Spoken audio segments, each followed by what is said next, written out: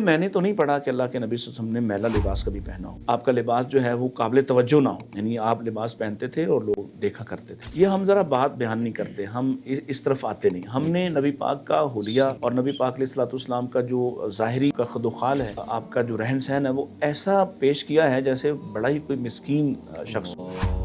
معاذ اللہ، معاذ اللہ، اس لیے کہ میں اس کو پسند نہیں کہ نبی علیہ الصلوۃ والسلام کی زندگی تو بہت ہی شاندار تھی۔ آپ کا لباس اچھا، آپ کے جوتے ہمیشہ، آپ اپنے جوتوں کو خود بے شک گھانٹ لیں لیکن وہ ٹوٹے ہوئے نہیں ہوتے، وہ صاف ہوتے تھے۔